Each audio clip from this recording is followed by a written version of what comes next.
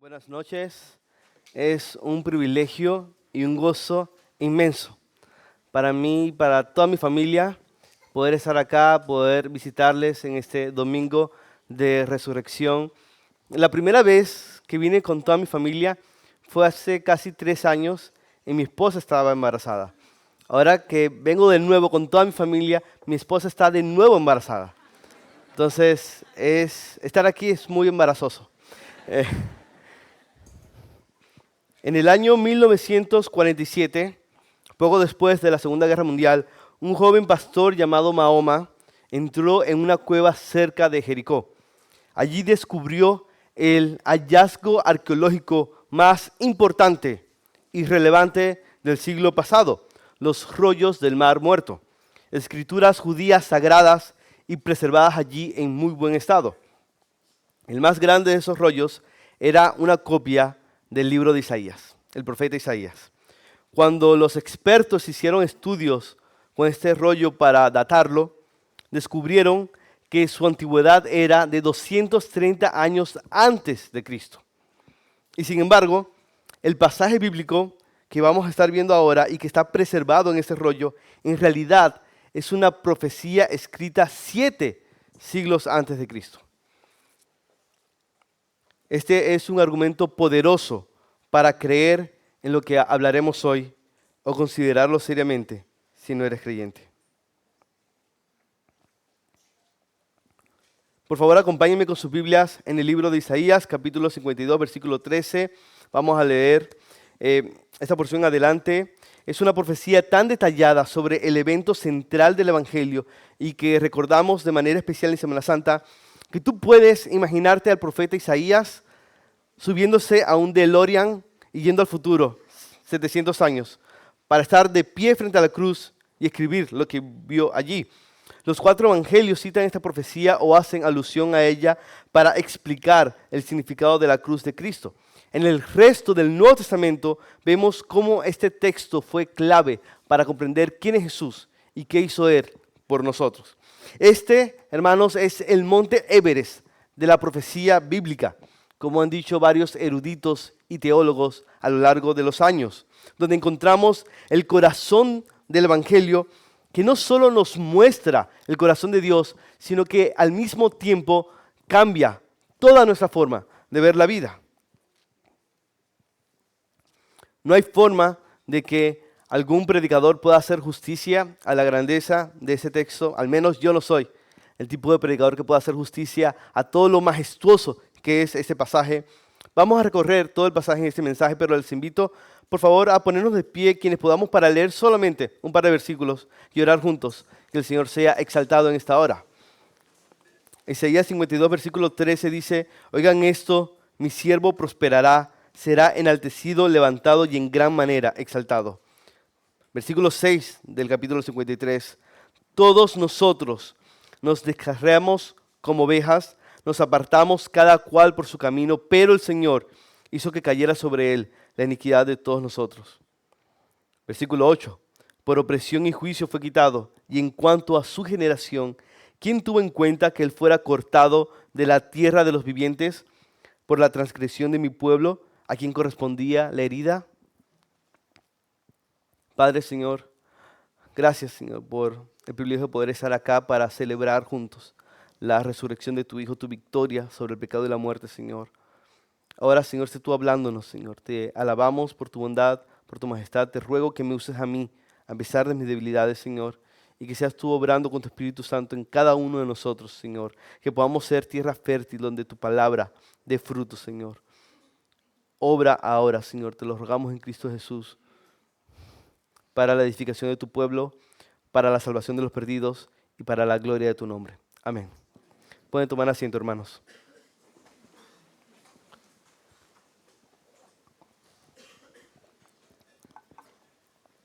Antes de entrar en esta porción de Isaías, es importante un poco de contexto.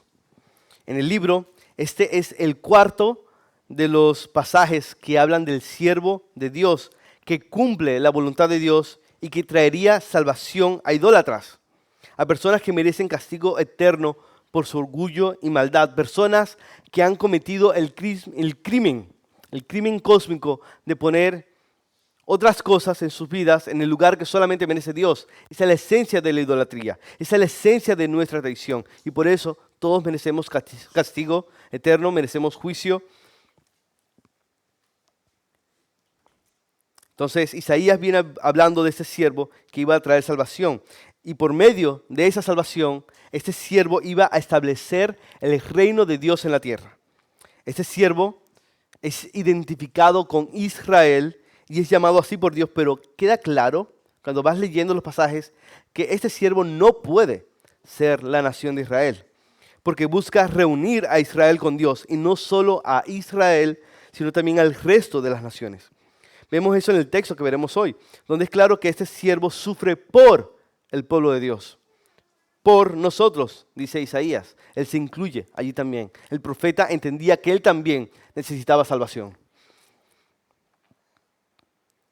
De hecho, el versículo 8 que leímos dice que el siervo es cortado por la transgresión de mi pueblo, a quien correspondía la herida, escribe Isaías. ¿Y a qué se refiere como mi pueblo? Es evidente que se refiere a Judá e Israel. Todo esto también es claro desde capítulos atrás. En Isaías 46, versículo 3 en adelante, leemos a este siervo hablar en primera persona.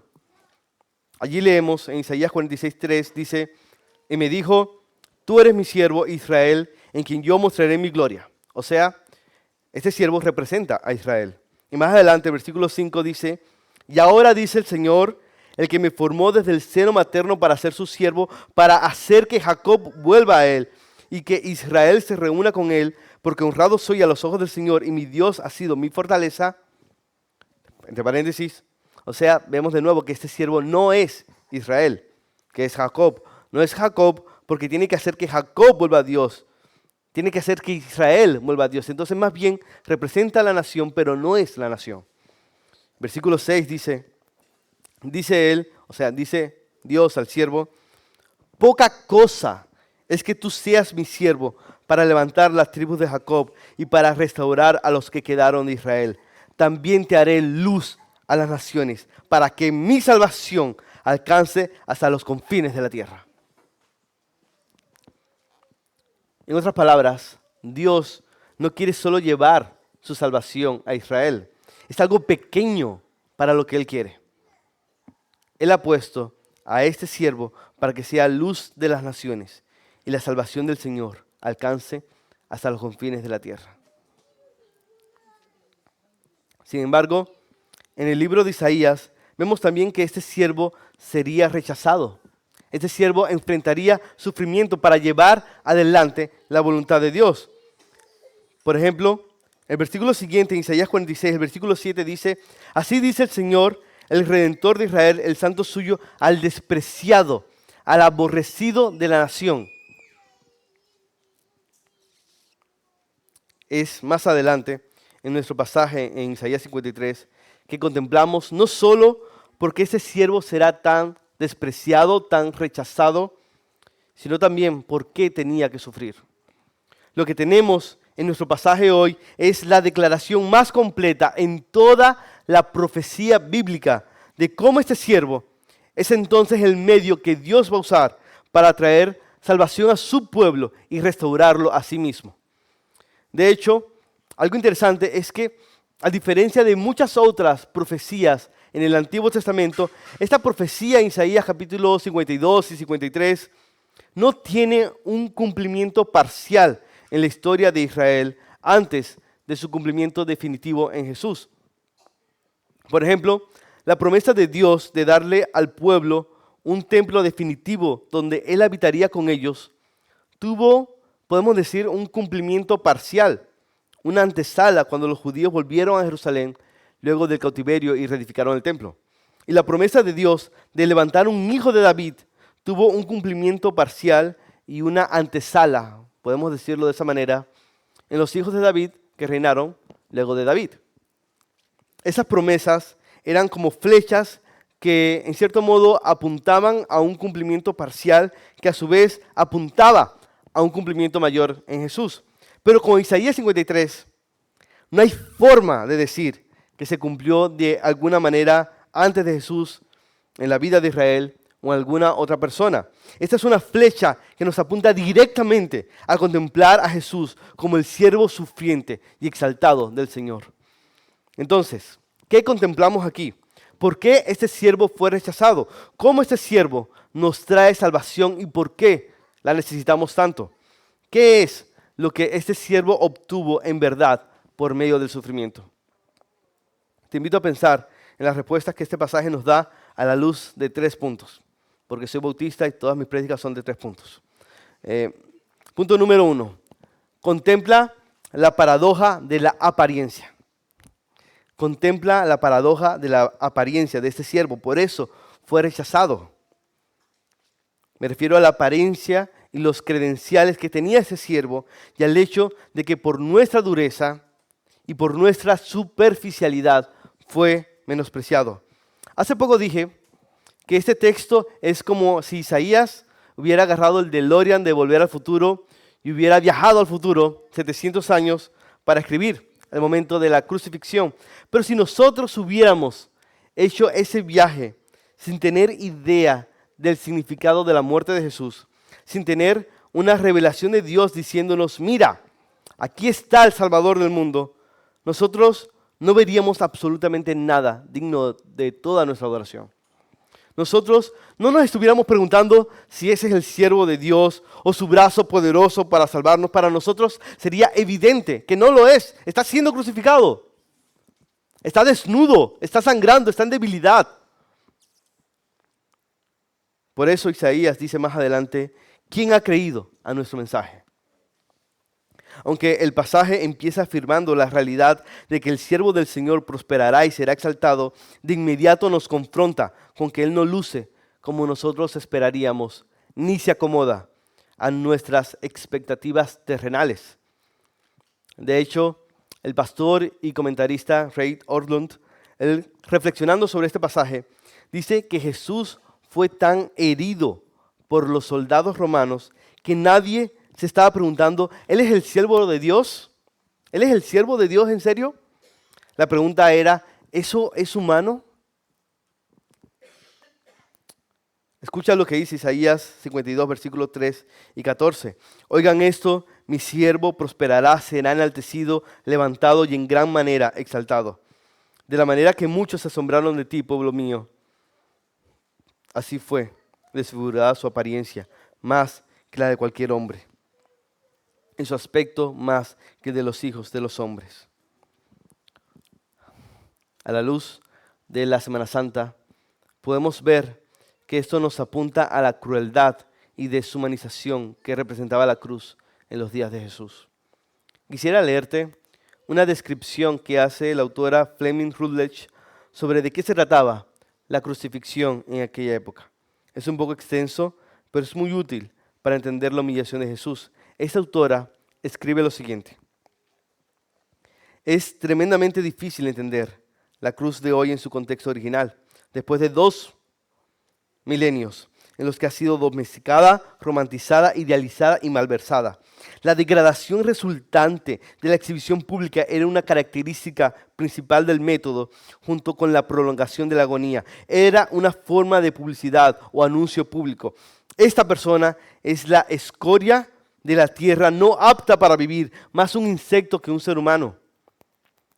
El miserable crucificado fue inmovilizado como un espécimen. Las cruces no se colocaban al aire libre por conveniencia o saneamiento, sino para una máxima exposición pública. La crucifixión como medio de ejecución en el Imperio Romano tenía como propósito expreso la eliminación de las víctimas de la consideración como miembros de la raza humana.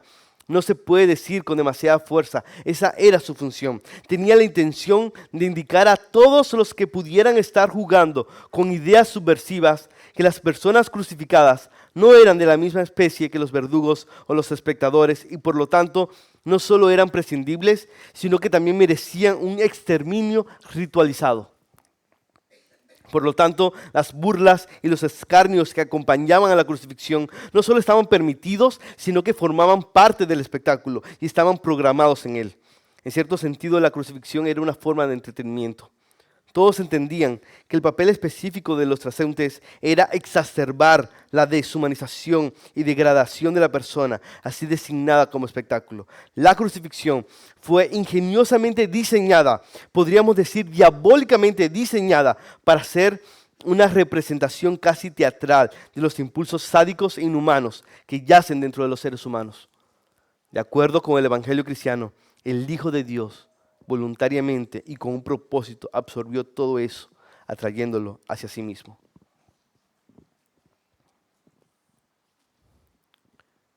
La gloriosa paradoja, hermanos, que Isaías nos señala es que en medio de esta humillación profunda, esta desfiguración y deshumanización que te daría ganas de vomitar o desmayarte ante el horror, mientras al mismo tiempo representaba sadismo, este siervo sufriente es el brazo salvador de Dios de una manera que jamás pudimos haber imaginado y que nadie nos pudo haber contado.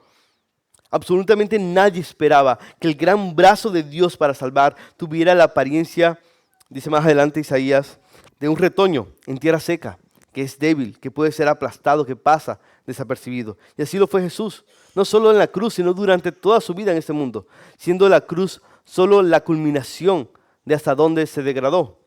Escucha lo que dice el versículo 15 en adelante. Ciertamente Él asombrará a muchas naciones, los reyes cerrarán la boca ante Él, porque lo que no les habían contado, verán, y lo que no habían oído, entenderán.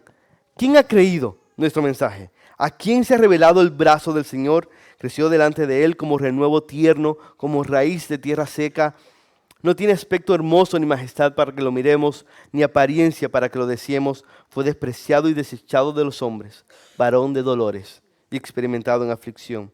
Y como uno de quien los hombres esconden el rostro, fue despreciado y no lo estimamos.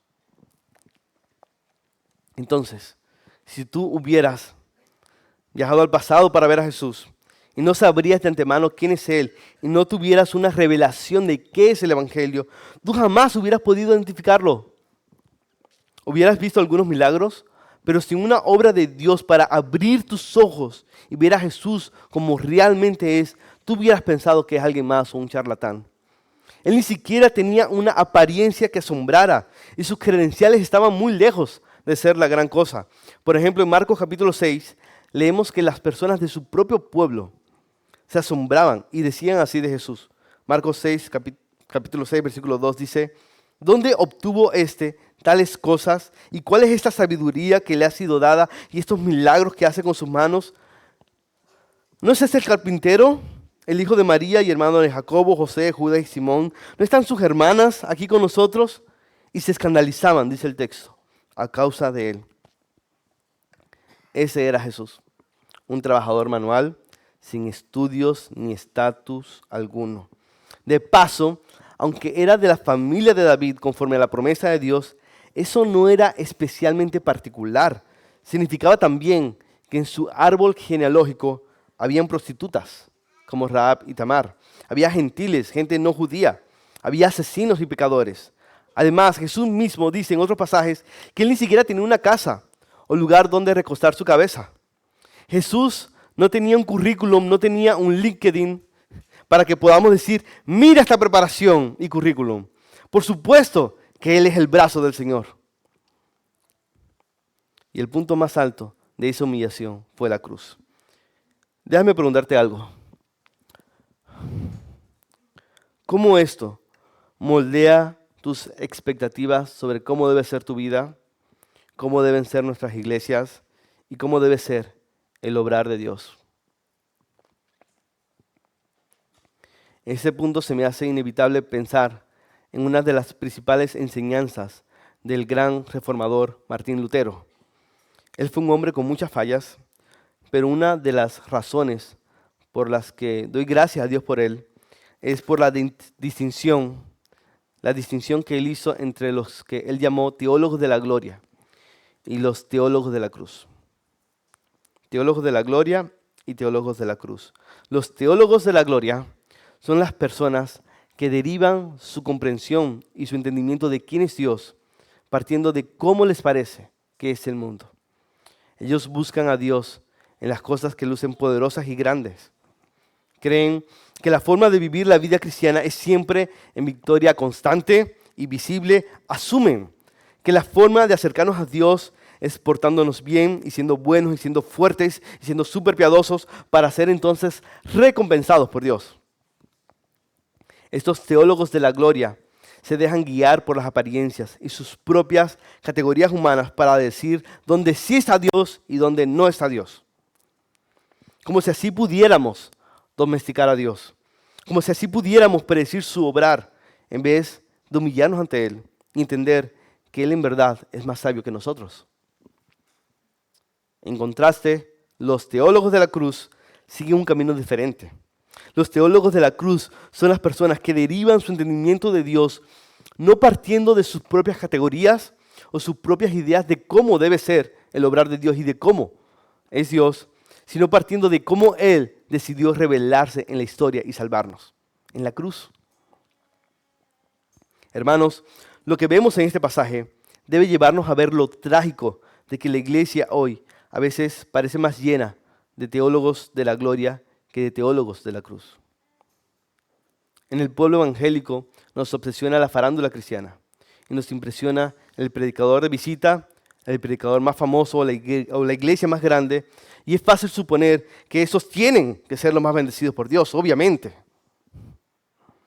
Aunque no lo decimos así, asumimos que la forma en que el reino de Dios va a conquistar el mundo es por medio del poder visible que tenga la iglesia en la esfera pública, incluyendo la política, y no por medio de nuestro amor sacrificial.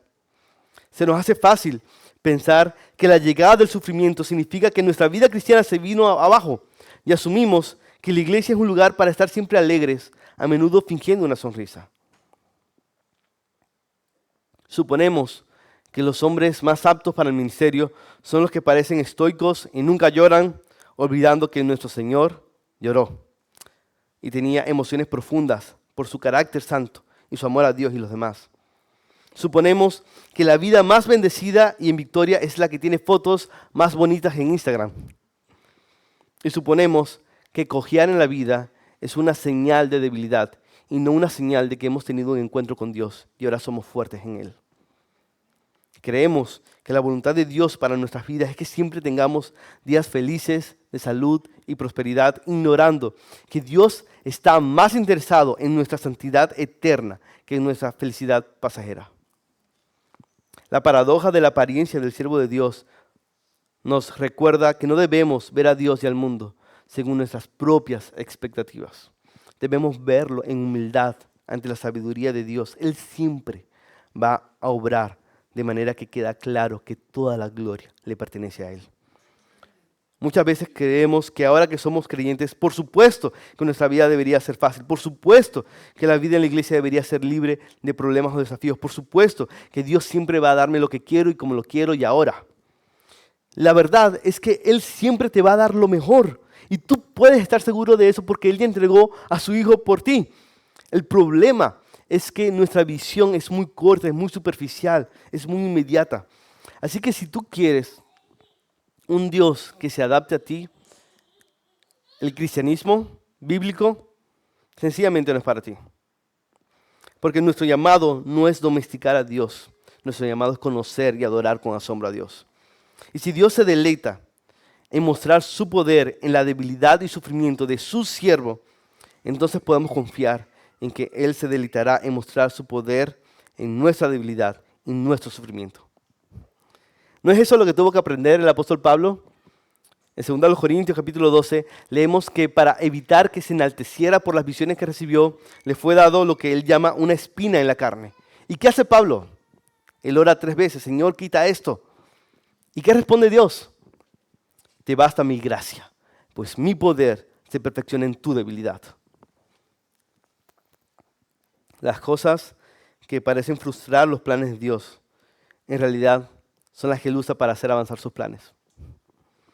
Cualquiera hubiera pensado que la cruz estaba frustrando los planes de Dios y que Jesús estaba fracasando allí, cuando en realidad estaba trayéndonos salvación por medio de su poder. De hecho, Isaías ya viene señalando eso.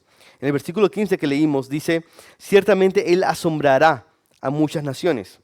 Así está en la Septuaginta, que es la traducción griega del Antiguo Testamento, pero el texto masorético que está en el hebreo y fue cuidadosamente preservado por los escribas judíos llamados masoretas, incluye una pequeña variación aquí que puede traducirse como Él rociará a muchas naciones. Y esto lo puedes ver en una nota al pie en varias Biblias, como la NBI. Si esa lectura es correcta, esto hace referencia al rociamiento de sangre sobre el sacerdote y las personas luego de los sacrificios sustitutivos en la ley de Dios, en el Antiguo Testamento, para purificarlos y hacerlos aceptos ante Dios. Esta es una forma de decir que ese sacrificio es para el beneficio de esta persona ahora rociada con sangre. Pero más allá de ese detalle crucial, ya el resto del capítulo es explícito en decirnos por qué este siervo tenía que sufrir y cómo trae salvación a todas las naciones. Y la respuesta está en la sustitución que realizó. Esto nos lleva a lo segundo que necesitamos contemplar aquí. Nuestro primer punto fue contempla la paradoja de la apariencia. Iba a decir apariencia de la paradoja.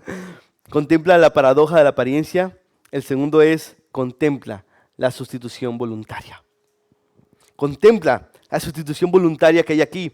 Todos nos descarriamos como ovejas, dice Isaías. La Biblia declara que todos le hemos dado la espalda a Dios y hemos cometido idolatría. Nos hemos desviado, nos hemos descarriado de su camino de gozo y rectitud para seguir nuestros caminos necios y que nunca satisfacen. Pero Dios, en su amor, en su bondad y por su gracia, entrega a su siervo escogido que voluntariamente muere en lugar de pecadores. Presta atención a los pronombres que Isaías usa a continuación, como él repite una y otra vez los pronombres nuestros y nosotros, para indicar que lo que el siervo sufre es lo que nosotros merecemos en realidad. El sufrimiento que llevó este siervo y que nos llevó a rechazarlo es precisamente el sufrimiento que merecemos. Ningún pasaje en la Biblia está tan lleno de esta idea de sustitución como este. Voy a leerlos rápidamente mientras hago algunos comentarios y puedes seguir la lectura con tu Biblia.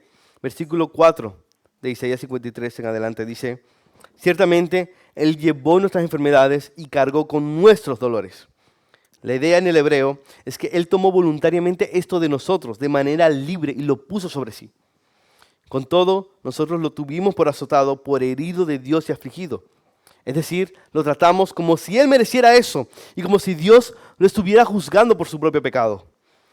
Pero Él fue herido por nuestras transgresiones, molido por nuestras iniquidades. El castigo por nuestra paz cayó sobre Él y por sus heridas hemos sido sanados.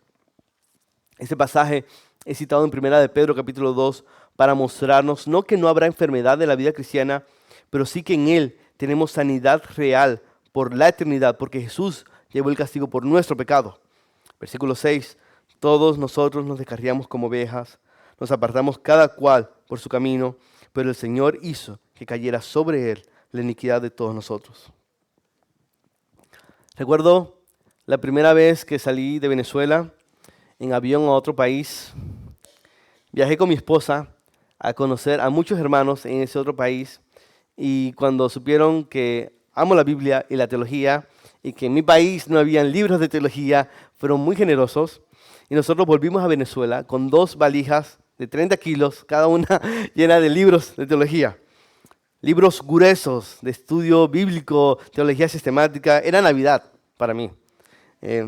Cuando nuestro vuelo llegó de regreso a Venezuela, nos bajamos del aeropuerto, nos fuimos a la ciudad y ahí tomamos un taxi para ir a casa. Pero el taxi tuvo que dejarnos como a 1,5 kilómetros de donde vivíamos porque la avenida y las calles estaban cerradas por protestas contra el gobierno. Fue una pésima fecha para volver a casa. Allí donde nos dejó el taxi, nosotros no teníamos a dónde más ir. Yo quería llegar rápido a casa con mi esposa y refugiarnos allí porque todo estaba poniéndose muy peligroso.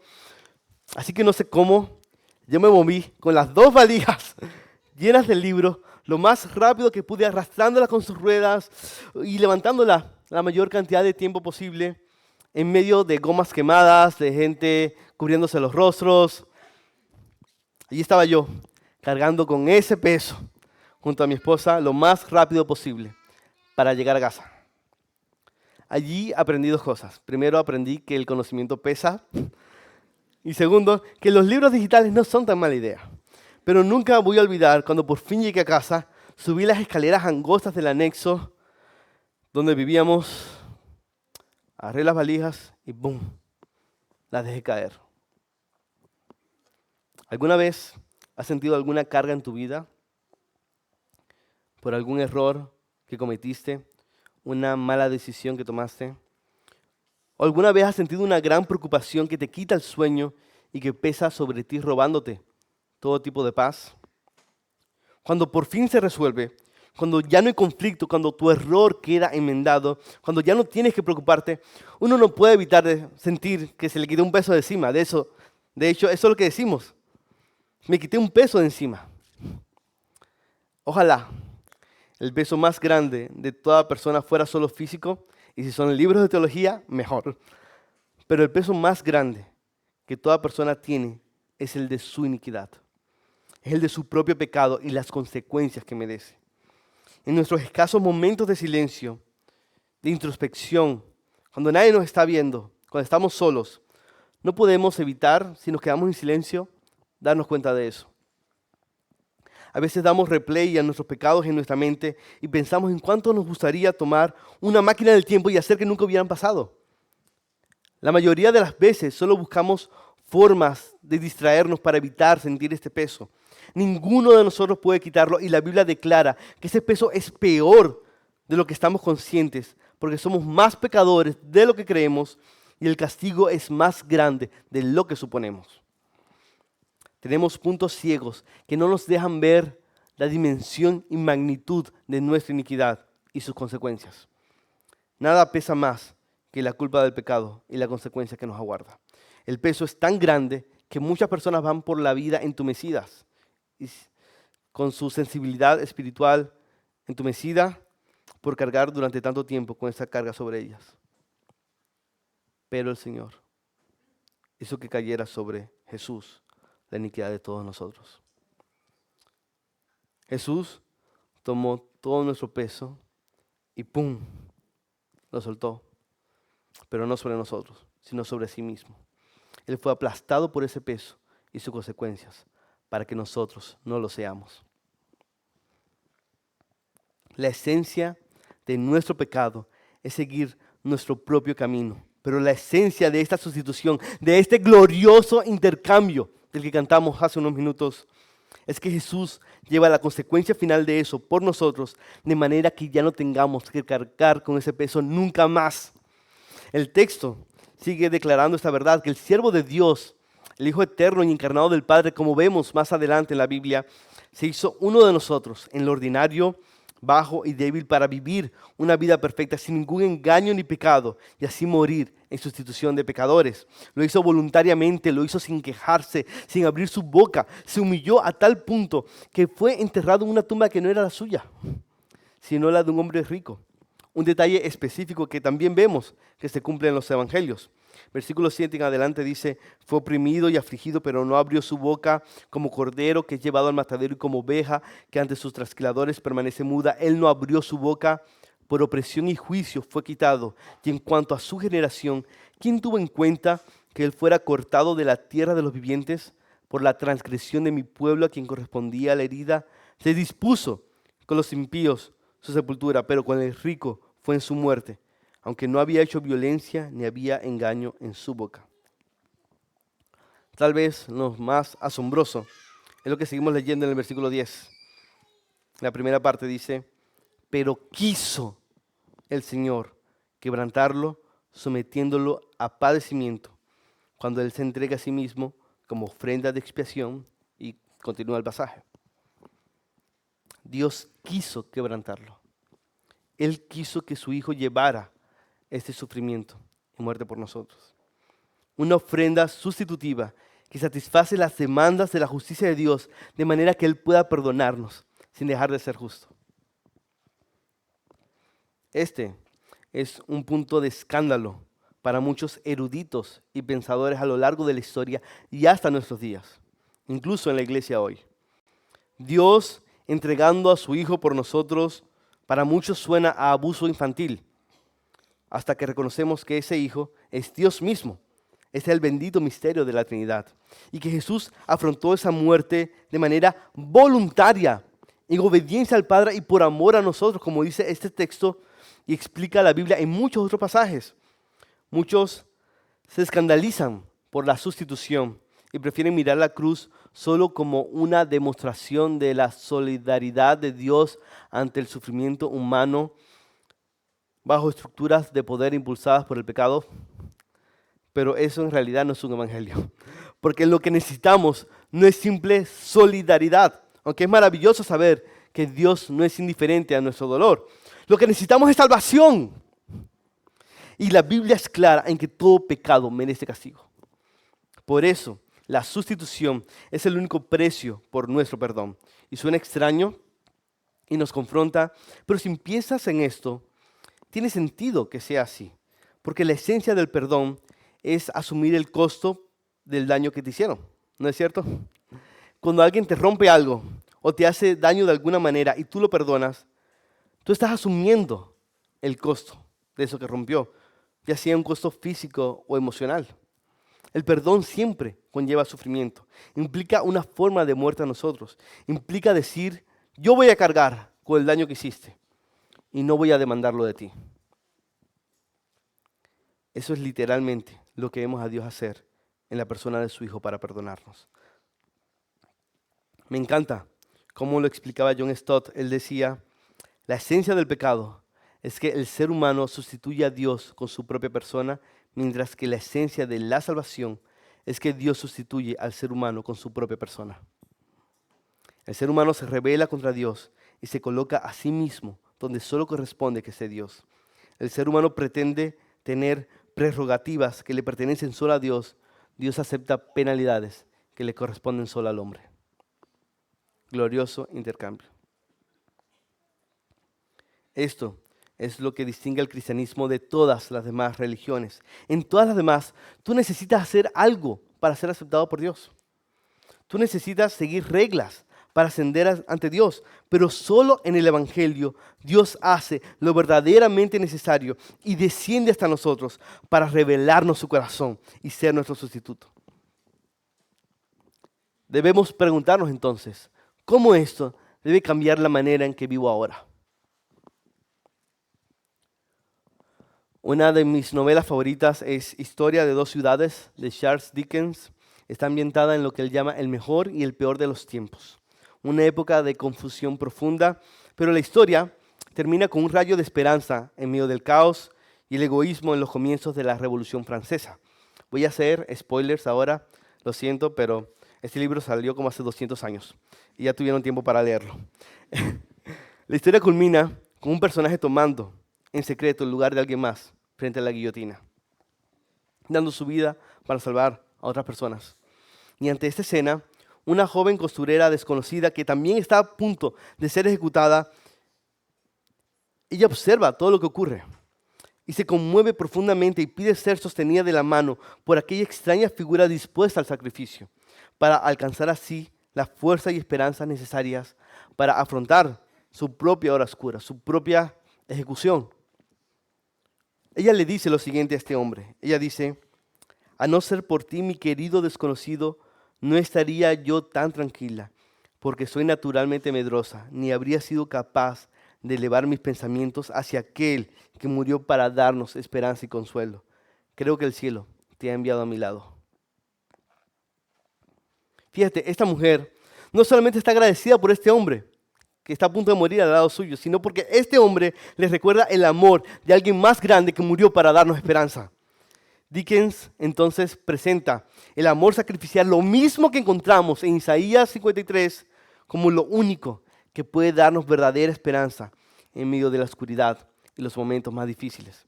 Es el amor que nos cambia, es el amor que nos consuela por nuestras fallas, es el amor que nos motiva a vivir con propósito y a un caminar hacia la muerte con valentía, porque aunque todos nos descarriamos como ovejas, Cristo murió por nosotros para que ahora nosotros vivamos para Él. Y si Dios ya nos dio lo más grande, ¿cómo no va a darnos todo lo demás?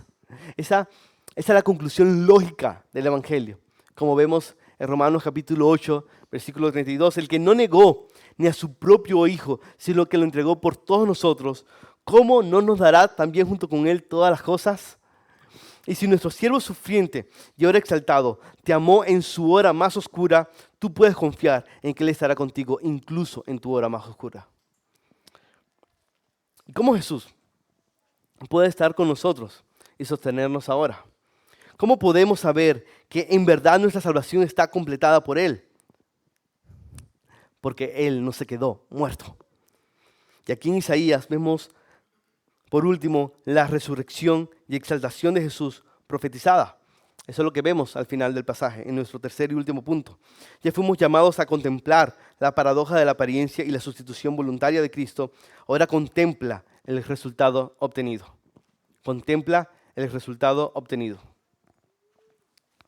En las Crónicas de Narnia, muchos recordarán el momento en que Aslan decide morir por el culpable Edmund, según la ley de Narnia, para salvarlo de la ejecución que merece.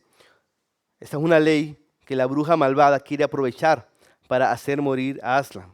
Y de nuevo, estoy haciendo spoilers porque tuvieron como 70 años para leer el libro.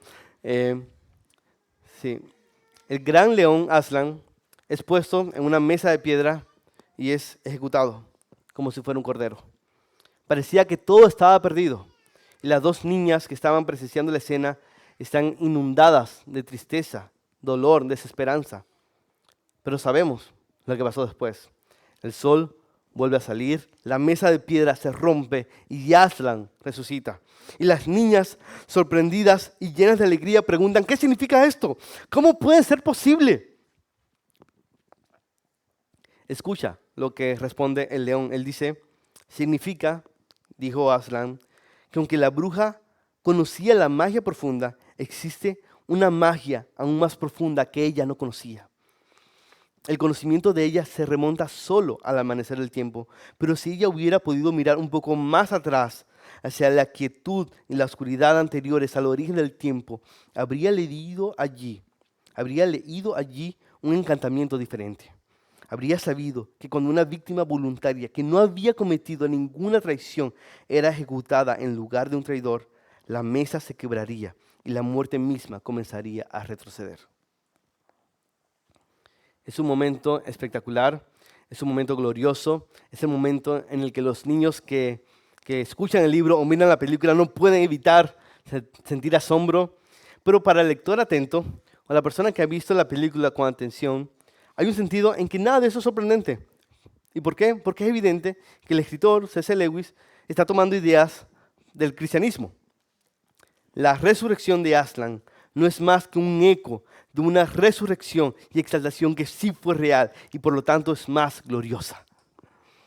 Como sigue relatando Isaías hacia el final de este pasaje, en realidad nunca hubo un solo segundo en el que el plan de Dios estuviera en peligro.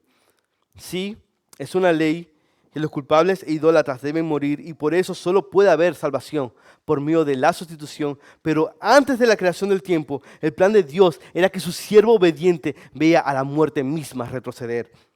¿Por qué habría de quedarse muerto cuando ha sido fiel? ¿Por qué habría de quedarse en la tumba cuando Él es digno de ver el fruto de su obra y ser exaltado por siempre? En palabras de Lewis, este es un encantamiento antiguo. En palabras más teológicas y reformadas, este es un decreto pronunciado por Dios y que antecede al tiempo. Y por eso el pasaje termina con la certeza de que este siervo se levantará y será exaltado. Él verá su descendencia, Él prolongará sus días, Él repartirá despojos, que es un lenguaje militar para decir que repartirá lo que obtuvo en su victoria militar, en su guerra como vencedor. Leemos desde el versículo 10 hasta el final, dice, pero quiso el Señor quebrantarlo, sometiéndolo a padecimiento cuando Él se entregue a sí mismo como ofrenda de expiación. Verá a su descendencia, prolongará sus días y la voluntad del Señor en su mano prosperará. Debido a la angustia de su alma, Él lo verá y quedará satisfecho. Por su conocimiento, el justo, mi siervo, justificará a muchos y cargará las iniquidades de ellos. Por tanto, yo le daré parte con los grandes y con los fuertes repartirá despojos, porque derramó su alma hasta la muerte y con los transgresores fue contado.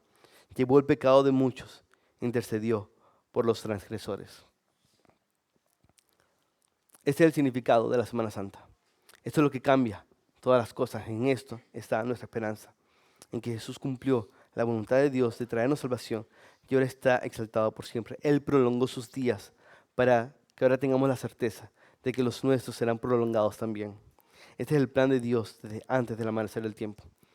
Y en este punto, y acercándome al final, quiero hacerte esta pregunta. ¿Qué crees que siente ahora Jesús cuando nos mira como iglesia? Luego de todo lo que atravesó. ¿Cómo crees que Jesús se siente ahora, luego de haber sufrido tanto, para demostrar el carácter de Dios y darnos salvación? Pudiéramos pensar que siente alivio de que ya pasó el sufrimiento y de que cumplió la misión. Pero de resto, por nuestras ideas erradas sobre Dios, preconcebidas sobre Dios, en la práctica muchas veces somos tentados a pensar que el sentir de Jesús es como indiferente, nos rescató porque tenía que hacerlo y listo, ¿no es cierto? Pero ya hemos visto que este siervo sufrió de manera voluntaria. Y ahora al final de nuestro pasaje vemos que el resultado obtenido no es solo la exaltación del siervo. Vemos que él también obtuvo la satisfacción de darnos su amor cuando no lo merecíamos, aunque no nos necesitaba, aunque nos habíamos descarriado, aunque nosotros no podíamos haberlo soñado. Eso es lo que dice el versículo 11. Debido a la angustia de su alma, él lo verá. Verá que cumplió la voluntad de Dios, que justificó a los transgresores y cargó con su iniquidad y quedará satisfecho. Iglesia, justo ahora mismo, en este instante, Jesús mira atrás a todo su dolor. Luego mira, ¿quiénes estamos aquí? Su iglesia reunida, justificados ante Dios, declarados justos por su gracia. Y entonces Jesús dice, entonces Jesús proclama, estoy satisfecho, valió la pena. El resultado obtenido no es solo la exaltación del Hijo, sino también la satisfacción de redimirnos para mostrarnos su amor y gloria por siempre. Como decía el pastor Tim Keller, somos peores de lo que creemos, pero somos más amados de lo que estamos dispuestos a soñar jamás. Suena demasiado cierto para ser real. Toda nuestra envidia, todo nuestro egocentrismo, todo nuestro pecado, nuestra falta de consideración por los demás, toda idolatría, absolutamente todo. Todo lo que tú quisieras borrar con una máquina del tiempo y todo lo que todavía no sabes que deberías querer borrar en esa máquina del tiempo, todo eso fue llevado en la cruz por Jesús cuando intercedió por nosotros allí. ¿Quién ha creído nuestro mensaje? Decía el profeta cuando considera todo esto. Si no has creído el Evangelio, hoy Dios te llama a que lo creas. Hoy Dios te llama a contemplar a este siervo y creer en Él como el Salvador que sufrió por ti, para librarte del sufrimiento eterno y dar propósito a tu sufrimiento presente. Y que fue exaltado para demostrar la grandeza de su poder y elevarte a ti con Él. Que puedas confiar en que incluso si otros te acusan por tus pecados y te recuerdan tus errores, ya no cargas para siempre el peso de ellos. No tienes el peso de tus valijas de pecado y de juicio encima tuyo porque tu Salvador las cargó por ti en la cruz. Y si ya has creído este mensaje, Dios nos llama a que como iglesia sigamos contemplando cómo Él es digno de toda adoración, cómo Él muestra su amor y muestra su poder en el Evangelio. Que caminemos reconociendo que Dios muestra su poder en la debilidad. Que seamos verdaderos teólogos de la cruz, humildes para entender que el obrar de Dios es más sabio que el nuestro. Que vivamos asombrados de que Jesús es nuestro sustituto perfecto y el verdadero león que resucitó luego de morir como un cordero de expiación. Y que nos gocemos en que sus días no acabaron en una tumba y que ahora Él se deleita con satisfacción en nosotros. Ya sea en nuestras pruebas o momentos de alegría, en el peor o mejor de los tiempos, elevemos nuestros pensamientos a aquel que murió y resucitó para darnos esperanza y consuelo. Hermanos, este es el monte Everest de la profecía bíblica, donde tenemos el corazón del Evangelio. Que nuestras vidas consistan en escalar estas verdades una y otra vez para contemplar la vista de cuán grande es nuestro Dios y llamemos a otras personas a contemplarlo también. Oramos. Padre eterno, te alabamos por tu palabra, te alabamos por tu evangelio, Señor. Abre nuestros ojos, Señor, para ver tu corazón revelado en Cristo, Señor, para verte revelado en Él, glorioso como eres, Señor. Gracias, Señor, por el sacrificio de tu Hijo. Ayúdanos, Señor, a vivir en respuesta a esta verdad para tu gloria. En Cristo Jesús te lo rogamos. Amén. Dios les bendiga, hermanos.